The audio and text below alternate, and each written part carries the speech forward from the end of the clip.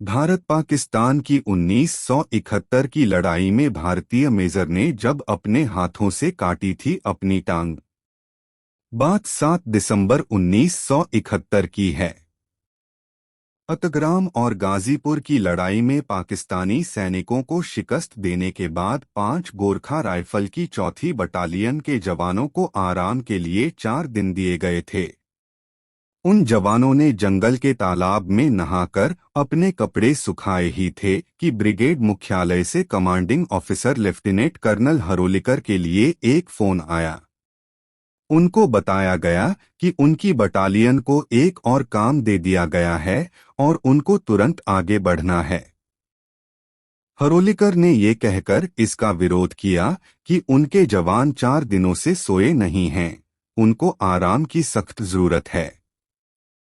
Brigade commander Bunty Quinn ने कहा, Harry, क्या आप समझते हैं कि मैंने इसका विरोध नहीं किया होगा? लेकिन मेरी बात सुनी नहीं गई। दरअसल हुआ ये था कि core commander general Sagat Singh को कहीं से सूचना मिली थी कि पाकिस्तान की 202 इन्फेंट्री ब्रिगेड को सिलहट से हटाकर ढाका की रक्षा के लिए ले जाया गया है। वहां पर सिर्फ 200 से 300 रजाकारों को सिलहट की सुरक्षा के लिए छोड़ा गया है। जनरल सगत सिंह ने योजना बनाई कि गोरखा सैनिकों को उनके पास उपलब्ध 10 हेलीकॉप्टरों से सिलहट में लैंड कराया जाएगा और वो वहां तुरंत कब्जा कर लेंगे।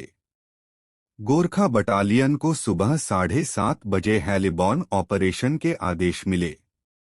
9:30 बजे उन्होंने इसका पूर्वाभ्यास किया और उसी दिन 2:30 बजे ऑपरेशन शुरू हो गया।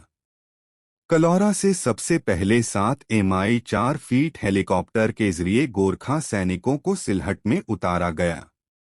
हाल में प्रकाशित किताब 1971 stories of grit and glory from the Indo Pak war के लेखक मेजर जनरल इयान कार्डोजो बताते हैं, गोरखा बटालियन के जवानों को कभी हेलीबॉर्न ऑपरेशन की ट्रेनिंग नहीं दी गई थी। असल में वो पहली बार ही हेलीकॉप्टर पर चढ़े थे। मेजर मणि मलिक के नेतृत्व में करीब 3:30 बजे पहला हेलीकॉप्टर सिलहट पहुंचा। जैसे ही पहला हेलीकॉप्टर उतरा और गोरखा सैनिक नीचे उतरने लगे, पाकिस्तानी सैनिकों ने अल्लाह अकबर का नारा लगाते हुए हेलीकॉप्टर पर हमला बोल दिया। पहली खेप में हमारे सीओ का रेडियो सेट नहीं आ पाया था, इसलिए हम ब्रिगेड कमांडर को ये तक सूचित नहीं कर पाए कि हमें क्या झेलना पड़ रहा है। इस हमले का कुछ और विवरण अर्जुन सुब्रमण्यम की किताब इंडियाज वॉर्स 1947 से 1971 फीट में भी मिलता है।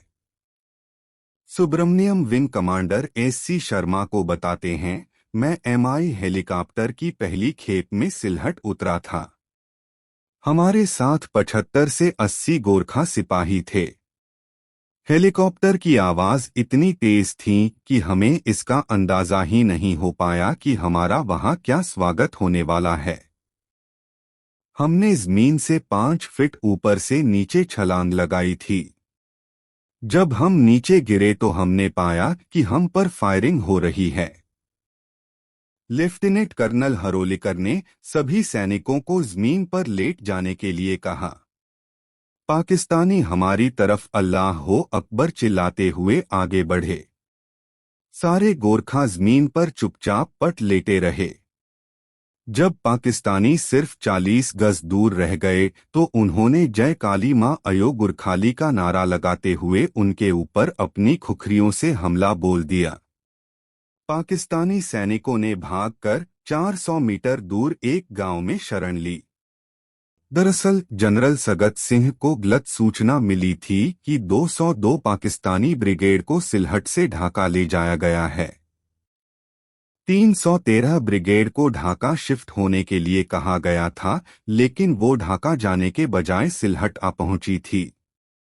इसलिए जब गोरखा सैनिकों की बटालियन ने वहां लैंड किया तो उनका सामना पाकिस्तान की 2 ब्रिगेड्स यानी करीब 8000 सैनिकों से था।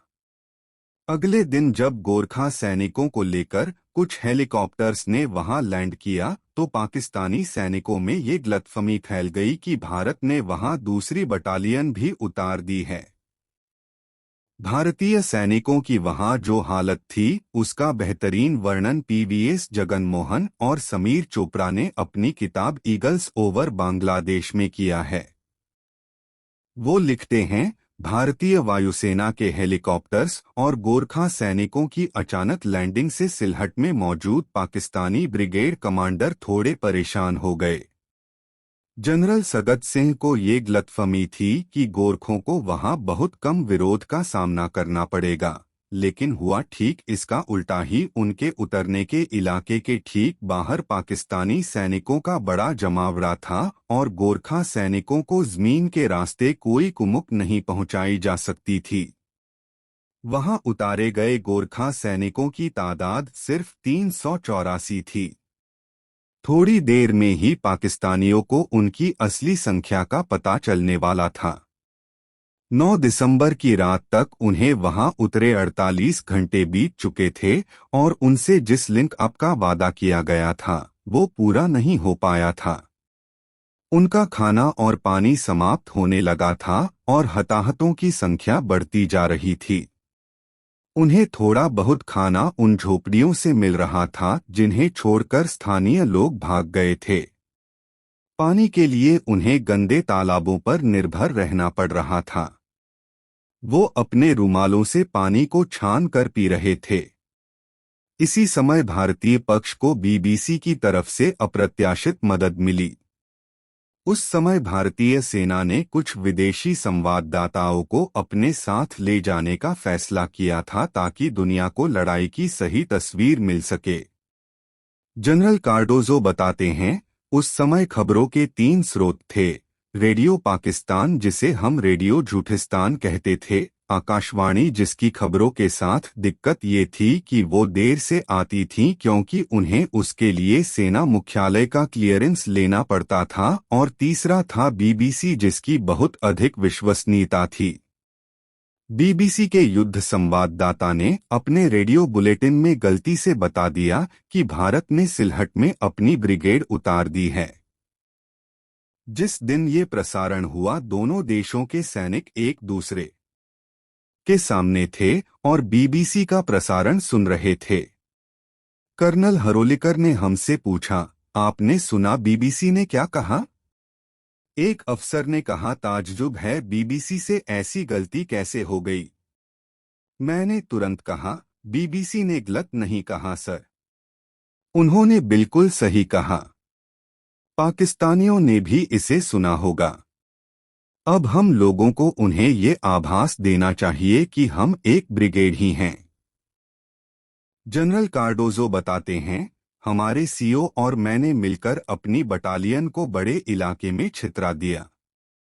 कुछ सैनिकों को स्वचालित हथियारों के साथ गैप्स में तैनात किया गया ताकि गश्त लगा रहे पाकिस्तानी इस गलतफहमी में रहें कि वहां एक भारतीय बटालियन नहीं, एक पूरी ब्रिगेड है। गोरखा सैनिकों की एक प्लाटून से कहा गया कि वो एक टीले पर कब्जा कर लें क्योंकि अगर उस पर पाकिस्तानी सैनिकों का नियंत्रण हो जाता तो वो साफ देख पाते कि भारतीय सैनिकों की संख्या बहुत कम है। लगभग उसी समय पाकिस्तानियों ने भी वहां पहुंचने की योजना बनाई, लेकिन गोरखा उनसे पहले पहुंचे और ऊंचाई से फायरिंग कर उन्हें वहीं रोक दिया। इस बीच जैसे ही भारतीय सैनिक देखते कि पाकिस्तानी सैनिक बड़े हमले के लिए इकट्ठे हो रहे हैं, वो एयर सपोर्ट की मांग करते और भारतीय वायुसेना के मिग-21 और हंटर्स विमान आकर उनके ऊपर बमबारी शुरू कर देते। जब रात में भारतीय वायुसेना के हेलीकॉप्टर वहां उतरते तो पाकिस्तानी सैनिकों को लगता कि वो कुमुक लेकर आए हैं, जबकि वो सिर्फ हताहतों को लेने आते थे। गोरखाओं ने वहां सक्रिय गश्त लगाना और घात लगाकर हमले करना जारी रखा। इस बीच गोरखाओं के हथियार खत्म होने शुरू हो गए। मेजर जनरल कार्डोजो बताते हैं, जब हमारे सीओ अपने सैनिकों के ठिकानों पर जाते तो वो अक्सर गोरखाओं को अपनी खुखरी तेज करते हुए देखते। जब वो उनसे पूछते कि वो ऐसा क्यों कर रहे हैं, तो उनका जवाब होता था कि जब हमारे सारे हथियार खत्म हो जाएंगे तो हम अपने सबसे विश्वसनीय हथियार खुखरी का इस्तेमाल करेंगे। इस तरह गोरखा सैनिकों ने सिलहट के मोर्चे पर पूरे 8 दिन बिताए। 15 दिसंबर 1971 की सुबह 9 बजे भारतीय सेनाध्यक्ष सैम मानेकशॉ ने रेडियो पर घोषणा कर पाकिस्तानी सैनिकों से हथियार डालने के लिए कहा। जैसे ही ये घोषणा हुई, दो पाकिस्तानी अफसर सफेद झंडों के साथ गोरखा ठिकानों की तरफ बढ़े। इसका विवरण देते हुए कर्नल आर.डी. पलसोकर अपनी किताब फॉरएवर इन ऑपरेशन में लिखते हैं, उन अफसरों ने बताया कि उनके कमांडर 4/5 गोरखा सैनिकों के सामने आत्मसमर्पण करना चाहते हैं। जैसे ही सी कंपनी के मेजर माने मलिक ने इन लोगों को 1500 मीटर की दूरी से आते हुए देखा, उन्होंने कमांडिंग ऑफिसर को संदेश भेज पूछा कि उनके लिए क्या आदेश है। लेफ्टिनेंट कर्नल हरोलिकर ने आगे बढ़कर देखा कि करीब 1000 से 2000 के बीच पाकिस्तानी सैनिक जंगल के कोने में जमा हो गए हैं। उस समय तक आत्मसमर्पण की कोई आधिकारिक सूचना नहीं आई थी, इसलिए सीओ को पाकिस्तानी सैनिकों के इरादे पर शक हो गया। इन पाकिस्तानी अफसरों ने भारतीय सैनिकों को नोट दिया कि गैरिसन कमांडर भारतीय ब्रिगेड कमांडर के सामने अपनी पूरी गैरिसन का आत्मसमर्पण करना चाहते हैं। जनरल कार्डोजो बताते हैं, हमारे सीओ को तुरंत अंदाजा हो गया कि हमारी ये दिखाने की चाल कि हमारे पास एक पूरी ब्रिगेड है कामयाब रही है। लेकिन उन्हें ये भी आभास था कि अगर पाकिस्तानियों को इस समय भी पता चला गया कि उनका सामना भारत की आधी बटालियन से था तो हालात पलट भी सकते हैं। उन पाकिस्तानी अफसरों से कहा गया कि वो वापस जाएं क्योंकि अभी तक उनका सरेंडर लेने के आदेश नहीं मिले हैं। भारतीय ब्रिगेड कमांडर वहां से करीब 100 मील पीछे थे, इसलिए उन्हें एक कोडेड संदेश भेजा गया कि वो तुरंत आकर पाकिस्तानी सैनिकों का सरेंडर लें। 15 दिसंबर की दोपहर भारतीय brigade commander Bunty Quinn helicopter से सिलहट पहुंचे। 3 बजे पाकिस्तानी गैरिसन कमांडर ने उनसे मुलाकात की। अगले दिन सुबह यानी 16 दिसंबर को पूरी सिलहट गैरिसन ने भारतीय सैनिकों के सामने आत्मसमर्पण कर दिया। पाकिस्तानियों को थोड़ा आश्चर्य हुआ जब उन्होंने ब्रिगेडियर बंटी को हेलीकॉप्टर से उतरते देखा। बाद में वो ये जानकर दंग रह गए कि उनकी 2 ब्रिगेड भारत की मात्र आधी बटालियन का सामना कर रही थी। कुल मिलाकर 3 पाकिस्तानी ब्रिगेडियर्स, 173 अफसरों, 290 जेसीओ और 8000 पाकिस्तानी सैनिकों ने भारतीय सैनिकों के सामने हथियार डाले। सरेंडर करने वाले पाकिस्तानी ब्रिगेडियर थे सलीमुल्लाह खां, इफ्तिकार राणा और एस.ए. हसन। सरेंडर के बाद पाकिस्तान के गैरिसन कमांडर ने ब्रिगेडियर क्विन से स्वीकार किया कि अगर ये बटालियन यहाँ नहीं होती तो हम लोग कम से कम 10 और दिन सिलहट में डटे रहते। जनरल कार्डोजो कहते हैं, हालांकि ये घटना 50 साल पहले हुई थी, लेकिन 5/4 गोरखा बटालियन के अफसर और जवान बीबीसी को उसकी ऐतिहासिक गलती के लिए शुक्रिया अदा करना चाहते हैं। बीबीसी के लिए भले ही ये बड़ी गलती हो, लेकिन हमारे लिए ये उसका सबसे अच्छा प्रसारण था। इस लड़ाई में गोरखा बटालियन के 4 अफसर, 3 जेसीओ और 123 जवान मारे गए। पाकिस्तानी गोलाबारी में उनकी रेजिमेंटल एड पोस्ट भी बर्बाद हो गई। 16 दिसंबर की सुबह जब सीमा सुरक्षा बल के कमांडर ने बहुत बड़ी संख्या में पाकिस्तानी सैनिकों को सरेंडर के लिए तैयारी करते देखा तो वो घबरा गया क्योंकि वहां भारतीय सैनिकों की संख्या बहुत कम थी। मेजर कार्डोजो को उसकी मदद के लिए भेजा गया। वहीं कार्डोजो का पैर पाकिस्तान द्वारा बिछाई गई बारूदी सुरंग पर पड़ा और उसके चिथड़े उड़ गए।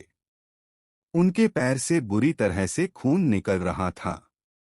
कार्डोजो याद करते हैं, मैंने डॉक्टर से कहा, मुझे थोड़ी मॉर्फीन दे दो। उसने जवाब दिया कि ऑपरेशन के दौरान गोलाबारी में हमारी सारी दवाएं नष्ट हो गई हैं। तब मैंने उससे कहा, क्या तुम इसे काट सकते हो? उसने कहा कि उसके पास इसे काटने के लिए कोई यंत्र नहीं है। तब मैंने अपने सहायक से पूछा, मेरी खुखरी कहाँ है? जब वो खुखरी लेकर आया तो मैंने उससे मेरा पैर काटने के लिए कहा। उसने कहा, सर मुझसे ये नहीं हो पाएगा। तब मैंने उसके हाथ से खुखरी ली और अपने हाथ से अपना पैर काटा। इसके बाद मैंने उसे आदेश दिया कि इसे जाकर जमीन में दफना दो। मैं आज भी लोगों से मजाक करता हूं कि अभी भी बांग्लादेश में 1 फुट गुना 1 फुट की जमीन पर मेरा अंश गड़ा हुआ है। इसके बाद उनके सीईओ ने आकर उनसे कहा कि तुम बहुत भाग्यशाली हो, एक पाकिस्तानी सर्जन ने हमारे सामने आत्मसमर्पण किया है। वह तुम्हारा ऑपरेशन करेगा। कार्डोजो ने उस पाकिस्तानी सर्जन से ऑपरेशन करवाने से इनकार कर दिया और अनुरोध किया कि उन्हें किसी तरह हेलीकॉप्टर से भारत पहुंचाया जाए। उस दिन चूंकि पाकिस्तानी सेना ढाका में आत्मसमर्पण कर रही थी, इसलिए सेना के पास खाली हेलीकॉप्टर उपलब्ध नहीं थे। कार्डोजो के सीईओ ने फिर कहा कि तुम पाकिस्तानी सर्जन से ऑपरेशन न करवाकर बहुत बड़ी बेवकूफ़ी कर रहे हो। कार्डोजो याद करते हैं, मैं बहुत मुश्किल से ऑपरेशन करने के लिए तैयार हुआ, लेकिन मैंने उनके सामने 2 शर्तें रखीं। नंबर 1, मुझे किसी पाकिस्तानी का खून नहीं चढ़ाया जाए, और दूसरे, ऑपरेशन के समय आप वहां मौजूद रहें। मेरी दोनों शर्तें मान ली गईं। एक पाकिस्तानी सर्जन मेजर मोहम्मद बशीर ने मेरा ऑपरेशन किया। अगर वो इन पंक्तियों को पढ़ रहे हैं तो मैं उनका शुक्रिया अदा करना चाहूंगा। उन्होंने बहुत अच्छा काम किया। कार्डोजो को पहले उड़ीसा में चंद्रनगर और फिर पुणे ले जाया गया, जहां उनको कृत्रिम पैर लगाए गए। वो भारतीय सेना के पहले शारीरिक रूप से अक्षम अफसर बने जिन्होंने 1 बटालियन और फिर 1 ब्रिगेड को कमांड किया। यान कार्डोजो भारतीय सेना से मेजर जनरल के पद से रिटायर हुए। इस समय वह दिल्ली में रहते हैं।